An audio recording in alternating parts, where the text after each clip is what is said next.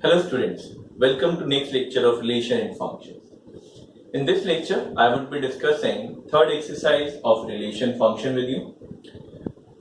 You must be remembering that in the first exercise we have discussed about Cartesian product of sets, right? In the second exercise, I have discussed about relation. Now in the third exercise, I would be discussing with you people function and its types. Let's start with the function now. What do we mean by a function?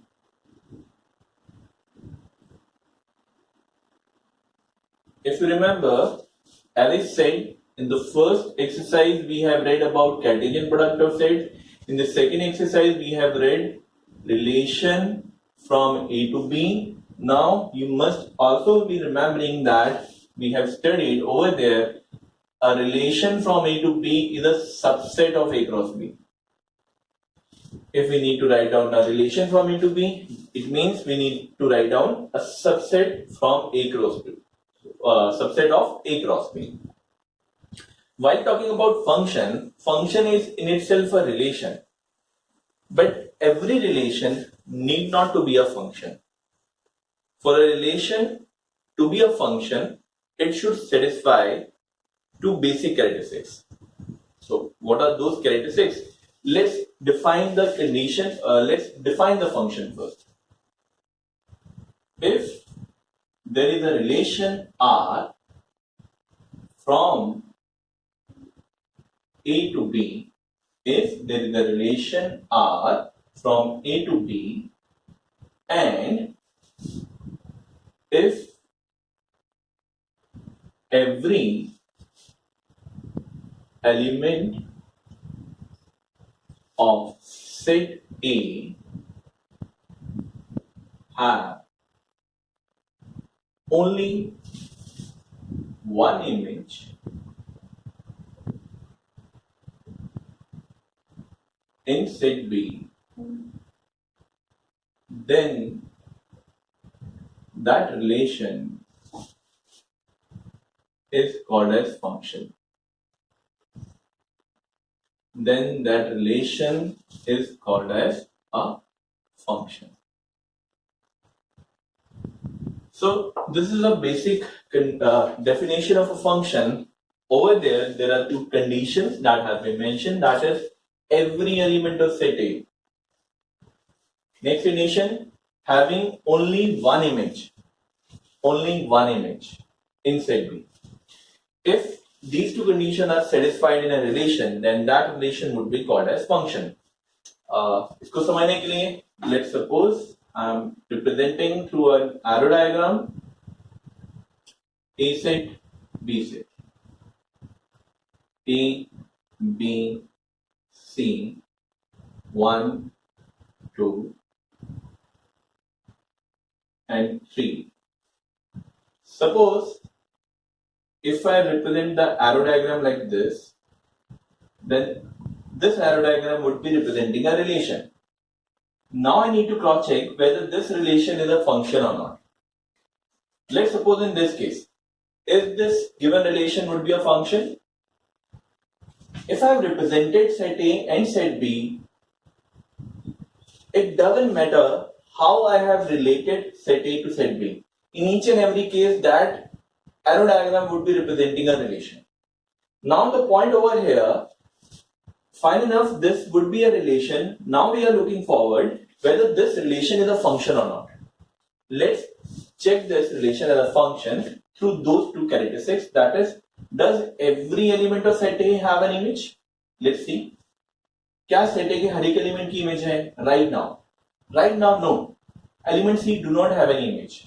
यानी कि in this particular case, I would say this relation is not a function. Why it is so? Because element C do not have an image, so that's why this relation is not a function. Let's suppose I am representing right now this, and let's suppose we are talking about this. Now, what about in this case? Again, this arrow diagram is conformly representing a relation. Now the again point over here, whether this arrow diagram is representing a function, let's again check this relation through those characteristics. Two characteristics. Does every element of set A have an image? Yes. This is set A, this is set B. Every element of set A have an image over there. As image of A is 1, image of B is 2. So set A contains only 2 elements and all those 2 elements have an image over there. So first condition is satisfied. What about second condition? Second condition says that only one image in set B. A have only one image, that is 1. B have only one image, that is 2. So it means both the characteristics are satisfied by this relation. So I can declare that this relation is a function. Let's check through another arrow diagram. This is set A, this is set B. Again, I am representing A, B, C over there, and I do have elements 1, 2, 3, and 4. Suppose this time I represent the arrow diagram like this. So almost it is same. Let's go in this manner. So again, I have representing a relation over here. This relation is a function. Let's again check. Set A के हर एक element की image है, right? क्या किसी एक element की एक से ज्यादा इमेज है? Obviously, element C have 2 images. C की image 3 भी है, C की image 4 भी है. So second characteristic is not satisfying. So that's why this relation is not a function, because element C does have 2 images over there, right? Same manner, let's suppose I'm talking about this. A set 1, 2,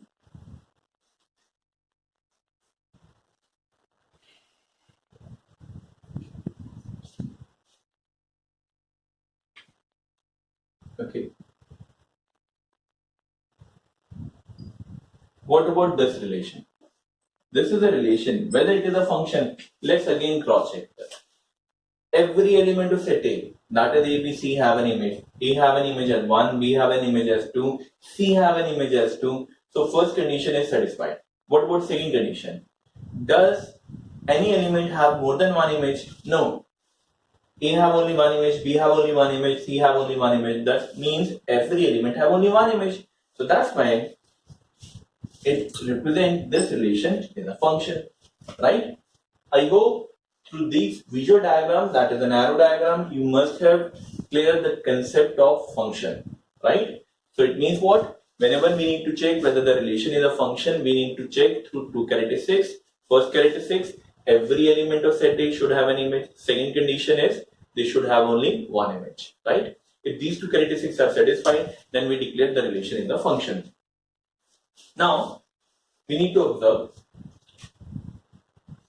in general case, if, or as I said, all these four arrow diagrams are representing a relation. In this arrow diagram, or I can say in this set, this was your domain. In this relation, this set is representing domain. Similarly, in this relation, whole of A set is representing domain. I hope you are clear about domain. What we have read in second exercise about domain, that means a collection of first element of each ordered pair. A collection of first element of each ordered pair. सोचिए यहाँ पे ordered pair क्या बनेंगे, A1, B2, right? यहाँ पे ordered pair ये बने तो उनके फर्स्ट एलिमेंट की कलेक्शन यानी कि A और B आएगी. C और 3 का तो ऑर्डर्ड पेयर ही नहीं बना ना, so that's why domain over here. Over here ordered pair क्या बनेंगे, A1, B2, तो अगेन फर्स्ट एलिमेंट की कलेक्शन में क्या आएगा, A और B आएगा. So that's why A, B ही और सेट A एक ही बात है. That's why domain over here. Same है over here. What is domain? Domain is in itself set A. Over here again is domain in itself set A. So firstly, please try to observe if the relation is a function. If the given relation is a function, and as you can see over here, every relation is from A to B, then whenever the relation is a function, then set A would always be called as domain. Then set A would always be called as domain, which is not fixed if the relation is not a function. Set A could be a domain, set A might be that set A wouldn't be a domain. So you need to clarify this. Whenever the relation is a function, set A would always be a domain. Why is it so? Because if set A wouldn't be a domain, then it means it doesn't satisfy the characteristics of a function. Why it is so? Please see to this. Like in this example, as we can see, domain is different from set A. Why it is so? Because element C do not have any image. And we know that for a relation to be a function, every element should have an image. If every element have to have an image, so it means what? Every element of set A would be the first element of the ordered pair, right? So that's why in that particular case, domain would always be a set A. So this is about definition of a function and how to judge whether the given relation is a function or not. Now we need to discuss further. Now I would be discussing about various types of functions. Firstly, let's suppose the first function I am going to discuss over here is an identity function.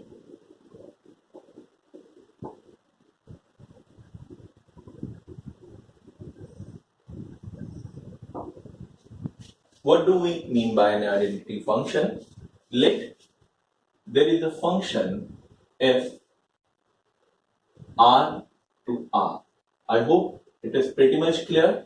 If I write down over here and over here, this set represent domain and this set represent codomain. Now what I have said over here, let there is a function from R to R, right? It means I have specified domain and codomain of the function, and let fx equals to x, and I have considered the function as fx equals to x. Such type of function is called as an identity function. It means, what do you mean by identity function? A function from R to R where fx equal to x is called as an identity function. Identity function के name को अगर आप realise करो तो आप समझ जाएंगे इसमें कि why do we called as an identity function. It means over here whatever is the value of x that we place in the function, same is the output. If I say x is 2, the function value is 2. If I say x is 3, function value is 3. If I say x is 4, function value is 4. That's why it is called an identity function. Now I need to discuss its graph also. Whenever we need to sketch the graph of function, over here as we need to sketch the graph of function fx equals to x, so in that particular case we consider let y equal to fx. हम क्या करते हैं fx को y consider कर लेते हैं. Let fx equals to y or y equal to x. Therefore over here I can write down y equal to x. fx here मैंने y place कर दिया, right? As I said, now I need to sketch the graph of this function. Let's see how does the graph of the function follow its nature. x-axis, y-axis ये आपको already पता है, मैं इसे represent करते हैं 0 1 2 3 1 2 3 obviously shown -1 -2 -1 -2. Okay, now I need to sketch its graph. If I place x as 0, y would also be 0. x के लिए 0 प्लेस करोगे तो y की वैल्यू तो 0 आएगी. It is quite obvious. क्यों? क्योंकि x और y सेम है, तो जो भी मैं x की वैल्यू लूंगा y की वैल्यू भी वही आनी है. तो x है 0, y है 0. 10 पॉइंट. अगर मैं x की वैल्यू 1 कंसीडर करता हूं तो y की वैल्यू भी क्या कंसीडर करनी पड़ेगी? 1. It means this point 1, 1. If I place x as 2, y would be 2. तो कौन सा point? This point. If I place x as 3, y would be 3. So again, this point. If I place x as -1, y would be x as -1, तो y कितना है? -1. If I place x as -2, y would be -2. By joining these points, we would be having a straight line over here. So this is the graph of as an identity function. तो क्या conclusion है कि graph of an identity function is a straight line. It would have been a straight line क्योंकि आपने 10th class में पढ़ा हुआ है. This is a linear equation. Linear equation का graph straight line ही बनता है. What is the extra over there? This is a straight line passing through a region bisecting first and third quadrant. I hope you are clear. First and third quadrant, right? This is your actually first quadrant. X positive, Y positive. This is your second quadrant, third quadrant, and fourth quadrant. So this is a line which is passing through a region bisecting first and third quadrant. And this line is a graph of an identity function. Okay, I hope ये clear हो गया आप लोगों को graph of an identity function. चलिए, let's discuss some another function, that is constant function. I have forgot about one thing. In this question, in this function, I have represent domain, I have represent codomain. Can you people suggest me what would be its range? Please see to this. Range क्या होगी? पहली बात तो range किसे कहते हैं? सोच के देखिए, range किसे कहते थे? हमने रिलेशन में क्या पढ़ा था? ऑर्डर पेयर के सेकेंड एलिमेंट्स, है ना? तो ऑर्डर पेयर के सेकेंड एलिमेंट्स y की वैल्यू को रिप्रेजेंट करते हैं. तो इसका मतलब y की क्या क्या पॉसिबल वैल्यूज आएंगी. आप सोच के देखिए, इसमें x की क्या क्या पॉसिबल वैल्यूज प्लेस कर सकते हो. x वैल्यू तो कोई भी रियल नंबर प्लेस कर सकते हो. अगर आप x वैल्यू 1 प्लेस करोगे तो y का आंसर 1 आएगा. 2 प्लेस करने पे 2, 3 प्लेस करने पे 3. इसका मतलब अगर आप x की वैल्यू कोई भी रियल नंबर उठाते हो तो y का आंसर भी सेम रियल नंबर ही तो आएगा. इट मींस दैट कि y की वैल्यू कुछ भी पॉसिबल है, any real number. It means the range of the function is a real number. Range of the function is a real number, right? तो आपको ये चीजें समझनी है. डोमेन क्या है फंक्शन की, कोडोमेन क्या है, रेंज क्या है, और फंक्शन की इक्वेशन क्या है, और फंक्शन का ग्राफ क्या है, स्केच होता है. नेक्स्ट डिस्कस करते हैं कांस्टेंट फंक्शन. कांस्टेंट फंक्शन का ग्राफ कैसे स्केच होगा. पहली बात तो कांस्टेंट फंक्शन कहेंगे किसे. Again let us consider there is a function r, a function from r to r, where fx equal to c, where c belongs to a real number. That function represent a constant function. देखिए ध्यान से, मैंने यहाँ पे क्या है कि fx value c होगी. c कोई भी रियल नंबर हो सकता है. तो कोई भी रियल नंबर हो सकता है, तो 1 भी हो सकता है, 2 भी हो सकता है, 3 भी हो सकता है, 4 भी हो सकता है, एनीथिंग. सो अब for graphical point of view, अगर मुझे इसका ग्राफ स्केच करना है, let us assume that c equals to 2.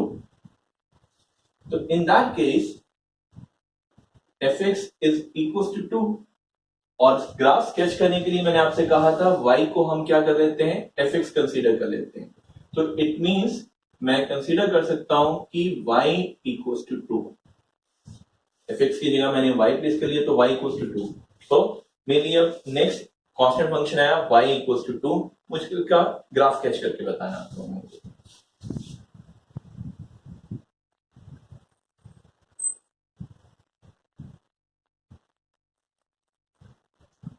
x positive, x negative, y positive, y negative, 0, 1, 2, 3, 4.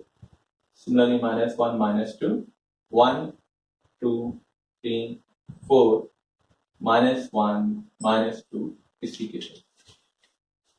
fx equals to 2 यानी कि y equals to 2 का ग्राफ स्केच करना है. y equals to 2 का ग्राफ स्केच करना है. तो चलिए स्केच करते हैं. पहले x के लिए 0 प्लेस करते हैं. सोचिए, if I place x as 0 तो y का आंसर क्या रहेगा, स्टिल 2. y क्यों, इसमें x की वैल्यू प्लेस करने की जगह ही नहीं है. यानी कि y की वैल्यू तो x से इंडिपेंडेंट है. x की वैल्यू कुछ भी हो जाए, y की वैल्यू क्या कंसीडर करनी है हमेशा, 2. सो इट मींस व्हाट, अब सोच के देखो उसका ग्राफ क्या बनेगा. If I take x as 0 y would be 2. If I take x as 1 y still would be 2. If I take x as 2, y still would be 2. 3 पे भी 2 है. Same manner, if I take x as -1, y still would be 2. It means अगर आप समझ रहे हैं तो इन सब पॉइंट्स को अगर मैं ज्वाइन करूंगा, so this would be the graph of the line y equals to 2. y equals to 2. I hope you're clear about this point कि it is independent of x. x की वैल्यू आप चाहे 1.5 भी ले लेते हैं, y की वैल्यू क्या आने वाली थी 2. So that is why इसका ग्राफ हमेशा y equal to 2 पॉइंट से पास करता हुआ लाइन जाएगी parallel to x axis. So can I say that constant function का ग्राफ हमेशा x y equals to 2 point से पास होगा, line parallel to x axis होगी? No. I have for discussing constant function graph, I have taken an example c as 2, but it is not necessary that c would always remain as 2, as we have specified that c belongs to real numbers.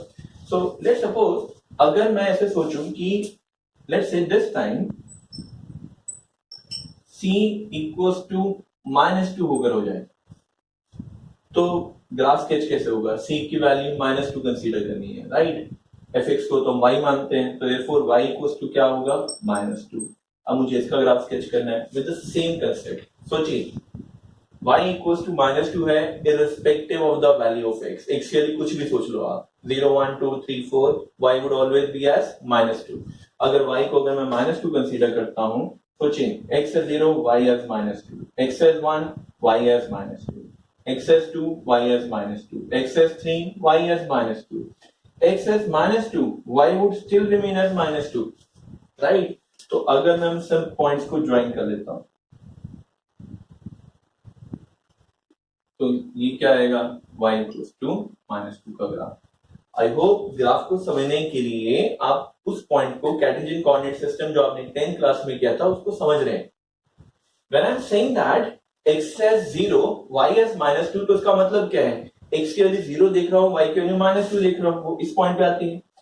As I'm saying that x is 1, y is -2, तो सोचिए x1 y -2 यही तो point होता है, x2 y -2 ये point होता है. अगर x 2.5 ले लेता मैं तो y -2 तभी तो ये पॉइंट आता है, यानी कि लाइन ऐसे ही बनती है, right? I hope you understanding the graph. So this is the graph of constant function y equal to -2.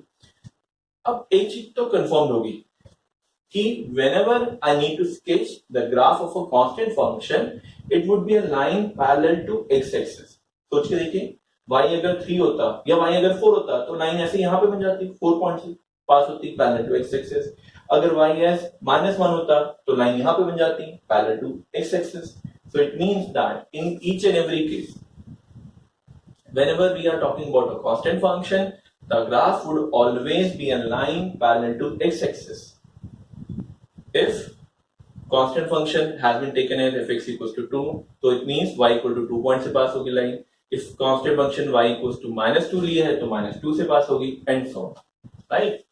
Now back to this, as we have specified in the previous function, domain, codomain and range. Similarly, I am going to specify domain, codomain and range. Obviously, this is your domain, this is your codomain. Now we need to check what would be the range of the function. Which function? fx equal to c function की range क्या होगी, हम ये सोच रहे हैं. सोच के देखिए, fx equal to c function की मुझे रेंज जज करनी है. रेंज क्या रिप्रेजेंट करता है? एक सेट जिसमें हम रिप्रेजेंट करते हैं इस फंक्शन की वैल्यूज क्या क्या आ सकती है, यानी कि फंक्शन की आउटपुट y की वैल्यू. fx को y मानते हैं तो y की वैल्यू क्या क्या आ सकती है. सोच के देखिए, y की वैल्यू तो हमेशा c ही रहने वाली है. c क्या है? वो कांस्टेंट जो आपने क्वेश्चन में लिखा हुआ है. जैसे कि यहाँ पे हमने c 2 माना था, तो इसमें इस फंक्शन में y की वैल्यू हमेशा क्या रही? 2. सिमिलरली जब c हमने -2 माना तो y की वैल्यू हमेशा क्या रही? -2. सिमिलरली इस फंक्शन की रेंज क्या होगी? रेंज होगी सेट रिप्रेजेंटिंग c, यानी कि फंक्शन का हमेशा एक आंसर आने वाला है, और वो क्या आंसर आने वाला है? वो c आने वाला है. इसमें c क्या है? c एक रियल नंबर है, यानी कि अगर वो रियल नंबर 3 ले लिया तो fx इक्वल टू 3 की रेंज क्या होगी? सेट रिप्रेजेंटिंग 3, क्योंकि उसका आंसर तो हमेशा 3 आने वाला है. अगर मैंने c4 ले लिया तो उस फंक्शन की रेंज क्या होगी? सेट रिप्रेजेंटिंग, सपोज अगर मैंने 4 बोला है तो रेंज भी क्या आ जाएगी? Set representing 4. So identity function, constant function, right? आगे डिस्कस करते हैं हम. Next is modulus function. Modulus function कैसे डिफाइन करते हैं? Let F function from R to R where F x equal to modulus of X. Sometimes in short form we call it as mod of x or modulus of x, one and the same thing. तो modulus function का graph sketch करना है तो firstly we need to understand this. Modulus of x आप लोगों ने 10th class में पढ़ा हुआ है। क्या पढ़ा हुआ है आप लोगों ने? एक जरा इसको चेक करके देखते हैं। -2 का मॉड क्या होता है? 2 + 2 का मॉड क्या होता है? 2। So the point over there कि कंसेप्ट क्या था? कंसेप्ट ये था कि modulus function always give non negative answer. Answer वो नेगेटिव नहीं देता कभी। तो उसका मैग्नीट्यूड बताता है। -2 का मैग्नीट्यूड 2 है, +2 का मैग्नीट्यूड भी 2 है, तो दैट्स व्हाई -2 और +2 दोनों का मॉड क्या रहा? 2 रहा। अब अगर आप ये कंसेप्ट समझते हैं तो please see to this. Modulus function equals to x when x is greater than equals to 0. Similarly, it is -x when x is lesser than 0. Now, जैसे ही मैंने माइनस का साइन लगाया, यहां पे कई बच्चे कंफ्यूज हो जाते हैं कंसेप्ट में। Why does so? क्योंकि अभी तो हमने बोला है कि मॉडुलस फंक्शन कभी नेगेटिव आंसर नहीं देता, और तो मैंने यहाँ पे नेगेटिव लगा डाला। बट यहीं पे आपको समझना है इस पॉइंट को। देखिए, सोचिए x क्या है? Negative number. तो अगर आप ऐसे सोच के देखिए, सिर्फ अगर मैं इस क्वेश्चन में सिर्फ और सिर्फ x लिख देता तो क्या वो करेक्ट आंसर होता? क्या मॉड का आंसर x आ सकता था जब x क्या है? नेगेटिव। मॉड का आंसर कभी नेगेटिव थोड़ी आ सकता है। यानी कि इसका आंसर x तो आ ही नहीं सकता था जब x नेगेटिव है। तो क्या होना चाहिए? उसका नेगेटिव साइन हटना चाहिए। माइनस के आगे एक और नेगेटिव लगाओगे तो पॉजिटिव हो जाएगा ना। वही हमने भी किया। x जो कि एक नेगेटिव नंबर था, उसके आगे हमने एक और नेगेटिव साइन मार्क कर दिया। तो नेगेटिव नेगेटिव क्या हुआ? Positive. So -x is a positive number over here. You need to place it in your mind कि this number is not a negative number, this number is positive number over here, right? So that is why mod x को x लिखा जाता है। कब लिखा जाता है? जब x 0 या 0 से बड़ा हो। -x लिखा जाता है जब x 0 से छोटा हो। क्यों? क्योंकि वो नेगेटिव है, उसके आगे एक और नेगेटिव लगाने से वो पॉजिटिव हो जाता है। आप इसी साइड को इसके थ्रू भी समझ सकते हैं, लेकिन जरा सोच के देखिए। जब मैंने आपसे कहा कि -2 का मॉड कैलकुलेट करो, तो इसका मतलब ये था, आप इसको ऐसे सोच के देखिए कि आपको x -2 बोला गया था, तो आप एक्चुअली x का मॉड कैलकुलेट कर रहे थे। जब आप x का मॉड कैलकुलेट कर रहे थे, यानी कि -2 का मॉड कैलकुलेट कर रहे थे, आप सोचिए -2 का मॉड का आंसर आप क्या लिखते हैं? आप लिखते हैं +2। तो जब मुझे x का मॉड लिखना है, तो यानी कि यहां पे मैंने x जब -2 लिखा तो उसका आंसर मैंने x थोड़ी लिखा है। यहां पे तो x लिखा होता तो -2 लिखा होता है, तो +2 लिखा हुआ है यहाँ पे। तो यानी कि मॉड x का आंसर मैं x नहीं लिख रहा हूं यहां पर। मैं क्या कर रहा हूं? x तो -2 था, तो मैंने क्या लिखा? +2 विच इज इक्वलेंट टू -2। इसका मतलब क्या बना कि जब x नेगेटिव नंबर था तो मॉड x मैंने क्या लिखा? x के आगे एक और नेगेटिव साइन लगा दिया। क्यों? क्योंकि x नेगेटिव था, तो सो दैट वो पॉजिटिव बन सके। सो पहले तो ये आपने दिमाग में उठा लेना है। Mod x equals to x if x is greater than equal to 0, mod x equals to -x if x is lesser than 0। अब बात करते हैं इसके ग्राफ की। What would be the sketch of the function? This is your y-axis, x-axis, y positive, y negative. This would be x negative. This is x positive. 0, 1, 2, 3, 4. -1, -2, -3. 1, 2, 3. -1, -2, -3. So मुझे sketch करना था modulus function का graph. हमने ये सोचा कि graph बनाने के लिए मैं पहली बात बता चुका हूं आपको कि ग्राफ को जब भी आपने स्केच करना है तो आपने लेट क्या करना है, f x equal to y. So मैंने भी वही लेट किया, एफ एक्स को वाई लेट किया यहाँ पे। अब मैं एफ एक्स को वाई लेट कर चुका हूं, तो अब ग्राफ के बारे में सोचता हूं।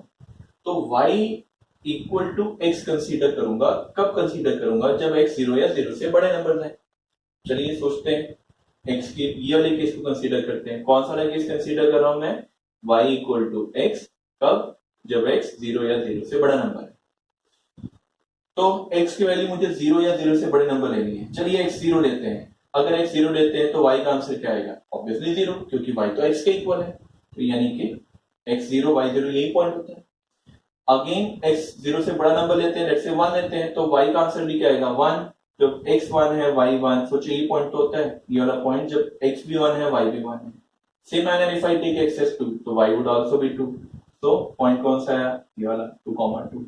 Same manner if I take x as 3 y would be 3। तो यहाँ पर पॉइंट क्या आ जाएगा? 3, 3। तो अब अगर मैं इसको ज्वाइन करता हूं तो ग्राफ कुछ ऐसे बनेगा। बट पॉइंट ये है, प्लीज ध्यान से देखिए, मैंने एरो इस साइड पे मार्क किया है, इस साइड पे एरो नहीं मार्क किया है। What does arrow stand for? Arrow stand for continuation. की लाइन का स्केच ऐसे आगे चलता जाएगा। अब मैंने यहाँ पे एरो नहीं स्केच की है तो इसका ग्राफ नीचे की तरफ नहीं जाएगा। इसका मतलब ये था। क्यों नहीं जाएगा? वो इसलिए नहीं जाएगा क्योंकि y इक्वल टू एक्स का ग्राफ तो तब आप स्केच कर रहे हैं जब x 0 या 0 से बड़े नंबर्स हैं। 0 या 0 से बड़े नंबर तो राइट साइड पे होते हैं, राइट? तो इसी करके ग्राफ भी इसी पोर्शन में बनेगा। इस पोर्शन में तो ग्राफ ही स्केच होने वाला है, y इक्वल टू एक्स वाला ग्राफ। तो x यानी कि नेगेटिव नंबर के लिए ग्राफ कैसे स्केच होगा? वो y की वैल्यू -x कंसीडर करके होगा। So now I have considered y equal to -x। कब? When x is a negative number. Please see to this. Now when I take x as negative number, suppose x as -1 consider कर लेता हूं। अब सोचिए अगर मैं x -1 ले रहा हूं तो आंसर क्या आएगा? Minus of -1। माइनस ऑफ -1 क्या होता है? +1। यानी कि if I take x as -1, y की वैल्यू क्या आएगी? +1। आप सिंपल ऐसे भी सोच सकते हो। सोच के देखिए, y equal to mod of x है, x की वैल्यू -1 लेते हो तो y की वैल्यू +1 ही तो आती है। सेम मैनर -2 लेते हो तो y की वैल्यू क्या आएगी? +2। तो सिमिलरली कुछ यहाँ पर पॉइंट आ जाएगा, -2 पे 2, सिमिलरली -3 पे 3। तो अब अगर आप ग्राफ स्केच करेंगे तो ग्राफ कुछ ऐसे बनेगा। अगर आप ऑब्जर्व करेंगे यहां पर भी एरो इस साइड पर रहेगी, इस साइड पे नहीं रहेगी। Why? Because of continuation. Graph ऐसे स्केच होता जाएगा, बट यहाँ पर रिवर्स साइड पे नहीं स्केच होगा। क्यों नहीं स्केच होगा? क्योंकि ये जो ग्राफ है ये y इक्वल टू -x के कॉरेस्पॉन्डिंग है, जिसमें x नेगेटिव नंबर है। ये वाला ग्राफ जो स्केच हमने बनाया y इक्वल टू x के कॉरेस्पॉन्डिंग है जब हमने x 0 से बड़े नंबर लिए। तो दैट्स व्हाई ये स्केच बन के आता है y equal to mod of x और fx equal to mod of x sketch. यानी कि मॉडुलस फंक्शन का स्केच हमेशा v शेप बन के आता है। Okay, now domain, codomain, range. What is domain? This is your domain. What is your codomain? This one is your codomain. Now, range. How do I judge the range of the function? By observing the characteristics. What are the characteristics? We need to observe. Mod of x never gives negative answer. So it means what? This answer would always be either 0 or greater than 0. You can visualize through the graph also. Range representing the values of y. y is never negative. नीचे वाली side पे तो गया ही नहीं graph, जहां पे negative होता है। तो y की वैल्यू क्या है? 0 या 0 से बड़े नंबर कुछ भी हो सकती है। So it means what? Range is what? 0 to infinity. 0 is included, but infinity is not included. Why? Because infinities are not defined. That is why we never mark close interval against infinity. So 0 या 0 से बड़ा number. So that is how we sketch the graph of a modulus function. Next function is our signum function. Let's suppose we have a function from R to R where fx equals to 1 for x greater than 0 0 when x equals to 0, -1 for x lesser than 0. Such type of function is called as signum function. अब इसका graph sketch करके देखते हैं. y axis x positive, x negative, y positive, y negative.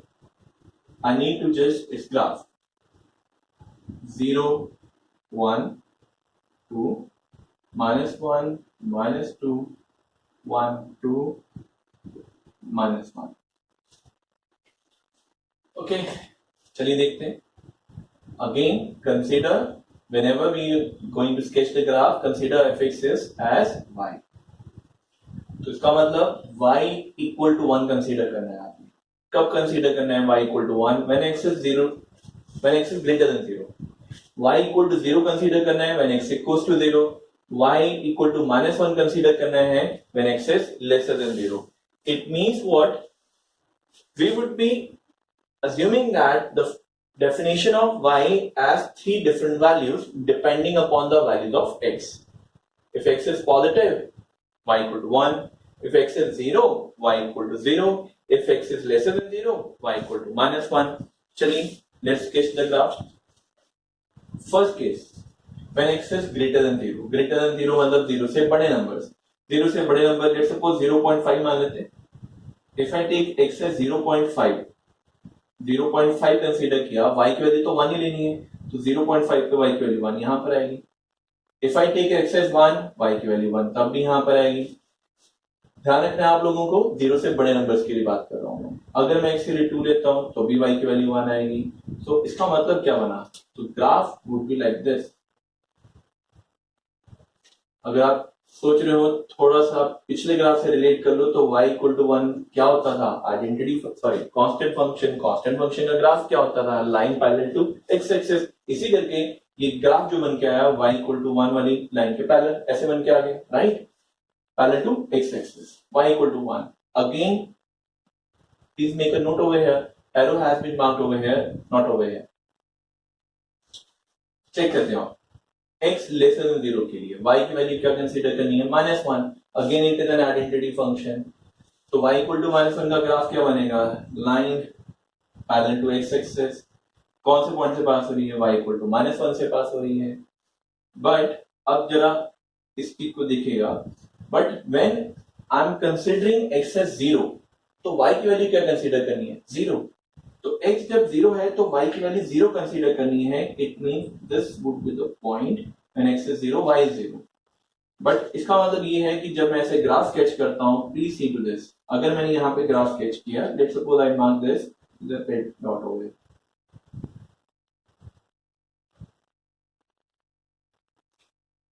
तो x equal to 0 पे y की value 1 है. अगर मैं सोचूं ग्राफ के थ्रू तो x की वैल्यू 0 पे y की वैल्यू -1 भी है, और x की वैल्यू 0 पे अभी तो मैं बोल रहा हूं कि y की वैल्यू क्या लेनी है आपने? 0 भी लेनी है. तो इस ग्राफ के थ्रू तो ये इल्यूजन हो रही है कि x इक्वल टू 0 पे y की वैल्यू क्या लेनी है. सोच के देखिए, x इक्वल टू 0 पे y की वैल्यू 0 लेनी है, 1 थोड़ी लेनी है. तो यहाँ पे क्या आएगा? सर्कल. यहाँ पे डॉट, यहाँ पे circle. Same over here, over circle. Why it is so? Because at x equals to 0, I have to take y as 0, not as -1, neither as +1. तो यहाँ पे आया सर्कल, यहाँ पे आया डॉट. मेरे स्केच में थोड़ा सा प्रेजेंटेशन में प्रॉब्लम आ रही है, तो in spite of my making a dot, मैं यहाँ पे इसको थोड़ा हाईलाइट कर देता हूँ. So this is the graph of a signum function. 0 पे 0, ग्रेटर देन 0 के लिए y की वैल्यू 1 है, लेस देन 0 के लिए y की वैल्यू -1 है. So this is the graph of a signum function. Now let's discuss its domain, codomain and range. This is your domain. This is your codomain. यानी कि domain और codomain क्या हुए? All real numbers. But what about range? इस function की range क्या है? जरा आप उसको सोच के देखिए. As I said, फंक्शन की रेंज उसकी कैरेक्टरिस्टिक्स को ऑब्जर्व करके बताई जाती है. Observe it. y की वैल्यू क्या आ रही है? y की वैल्यू या तो रहेगी 1 या 0 या -1. इसके अलावा y की वैल्यू और कुछ नहीं आ सकती. अगर इसके अलावा y के लिए कुछ नहीं आ सकती तो y की वैल्यू है only 3 possible values, set representing -1 0 and 1, set representing -1 0 and 1. This set is representing range of the function. I hope you're clear about signum function. Now I am going to discuss with you people greatest integer function. Greatest integer function, the short form of it is gint x. G for greatest, int for integer. So that's why short form is greatest integer function, short form is gint of x. Now पहले तो हमें gint of x का मतलब समझना है. What do you mean by this greatest integer function? Function from R to R, fx equal to this. Through this symbol we represent gint of x. It means what? X has been enclosed inside scale brackets. So it means what? Whenever we are representing like this, it means we are talking about greatest integer function. अब greatest integer function के graph के बारे में अगर मैं discuss करूं तो उसके लिए पहले हमें ये समझना जरूरी है कि suppose if I take as x as 2.2 तो फंक्शन की वैल्यू क्या आएगी, यानी कि f ऑफ 2.2 का मतलब 2.2 के जिंट की वैल्यू क्या आएगी. सिमिलरली जरा 2.8 पे भी सोच के देखते हैं तो वैल्यू क्या आएगी. एंड लेट्स 2 पे वैल्यू क्या आएगी. ये वैल्यू समझने के लिए आपको ऑब्वियसली ये तो पता लग गया कि यार जिंट का मतलब पता होना चाहिए. सो क्या है एग्जैक्टली जिंट का मतलब, इसको समझाने के लिए मैं नंबर लाइन के थ्रू आपको डिस्कस करता हूं. Suppose this is 0, this is 1, this is 2, this is 3. Greatest integer function represent greatest integral value on the left hand side of a number. Greatest integral value on the left hand side of a number. कैसे इसका मतलब है? Suppose जैसे मैंने आपसे पूछा 2.2, तो 2.2 के लेफ्ट साइड पे ग्रेटेस्ट इंटीजर कौन सा है? तो 2 ही तो है. 1 ग्रेटेस्ट नहीं है, 0 ग्रेटेस्ट नहीं है, ग्रेटेस्ट कौन सा है? 2. सेम मैनर 2.8 के लेफ्ट साइड पे ग्रेटेस्ट इंटीजर कौन सा है? Again 2, right. But for integral values greatest integer remains same. It means what? 2.2 का जिंट आएगा 2, 2.8 का जिंट आएगा 2 और 2 का जिंट भी क्या रहेगा 2. अगर आप ये समझ रहे हैं, अब एक मिनट जरा सोच के देखिए. If I take x as 2 का जिंट भी क्या था? 2 था. If I take x as 3.1 तो सोच के बताइए 3.1 का जिंट क्या आएगा. सोचिए 3.1 यहां लाई करेगा तो उसका जिंट क्या आएगा? Integer on the left hand side. तो कौन सा आया? 3. So I hope now you are clear about greatest integer function का मतलब क्या है. ये तो अबाउट इट्स मीनिंग. अब बात करते हैं इसके ग्राफ की कि जब हम इसका ग्राफ स्केच करेंगे, how do we going to sketch the graph.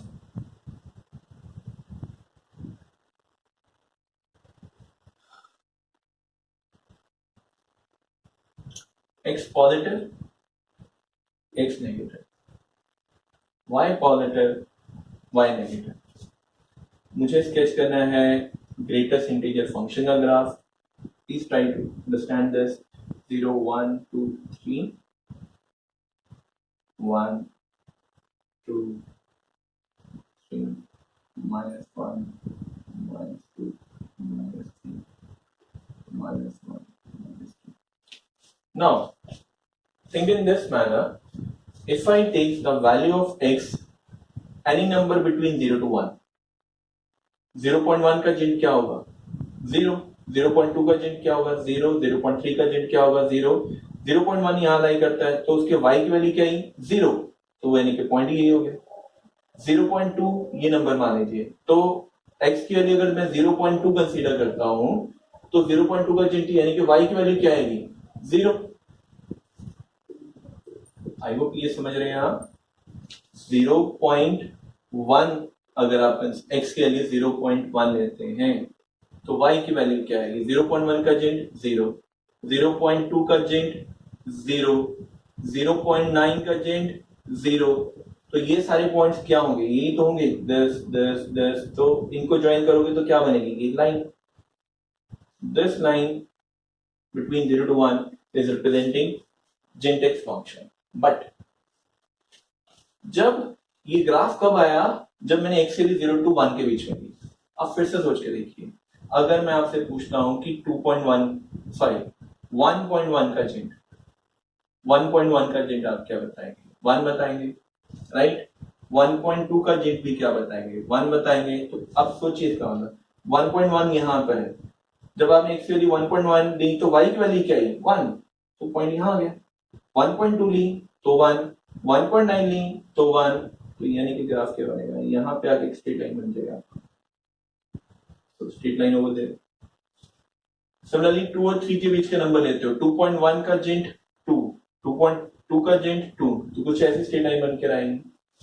अब जब भी आप ग्राफ में लाइन स्केच करते हैं, you need to be precise about end point। And point पे या तो एरो आता है like this, या डॉट आता है like this, या सर्कल आता है। डॉट कब आता है, जब उस पॉइंट पे वो वैल्यू को इंक्लूड करना हो। सर्कल कब आता है, जब उस पॉइंट पे उस वैल्यू को इंक्लूड ना करना हो। एरो कब आता है, जब वो value keeps on repeating for further values of x.